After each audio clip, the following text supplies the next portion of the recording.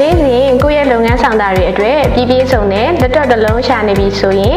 Acer ရဲ့ Aspire Lite Series လေးနဲ့မိတ်ဆက်ပေးချင်ပါတယ်ရှင်။ဒီဇိုင်းပိုင်းအရာရော performance ပိုင်းအရာရောနောက်ဆုံးပေါ်နည်းပညာကိုအသုံးပြုထားတာဖြစ်တဲ့အတွက်ကိုယ့်ရဲ့တစ်နေ့တာအတွက်ပြည့်ပြည့်စုံတဲ့လက်တော့တစ်လုံးကဘာတွေပါဝင်တယ်ဘာတွေအသုံးပြုလို့ရတယ်ဆိုတာကိုရှင်းပြပေးမယ်နော်။ကွန်ပျူတာကိုနေ့စဉ်အသုံးပြုနေရတဲ့ကျောင်းသားကျောင်းသူတွေOffice နဲ့ပတ်သက်တဲ့ software တွေကိုလိုချင်အများကြီးအသုံးပြုနေရတဲ့သူတွေအတွက် Aspire Lite Series လေးကပေါ့ပါပြီးတော့ပို့ပြီးတော့အသုံးပြုလို့ကောင်းတဲ့လက်တော့လေးတစ်လုံးဖြစ်ပါတယ်ရှင်။ CPU အနေနဲ့ Intel Core i5-120U processor လေးကိုအသုံးပြုပေးထားပြီး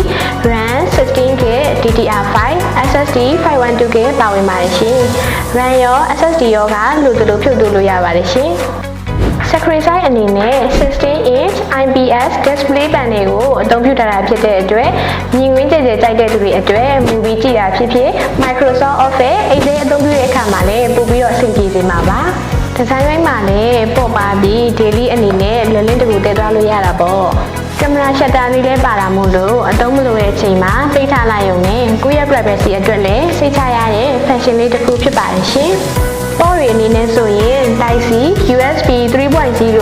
HDMI, Micro SD နဲ့ LAN တို့ကိုလည်းစုံလင်စွာထည့်ထားပေးလို့လိုသလိုအသုံးပြုလို့ရပါတယ်ရှင်။ဒီဇိုင်းပိုင်းအရာရော performance ပိုင်းအရာရော brand ကလည်းတူရပေးထားတဲ့အတွက်အဆင်ပြေပြီး budget လည်းဆေးဖြစ်တဲ့သုံးရမယ့် function တွေလည်းအစုံလင်ပါဝင်တဲ့လက်တော့တစ်လုံးကိုရွေးချယ်ခြင်းနဲ့ဆိုရင်အခုပြပြသွားပြီးတဲ့ Acer ရဲ့ Aspire Lite Series လေးကိုရွေးချယ်မှု recommend ပေးချင်ပါတယ်ရှင်။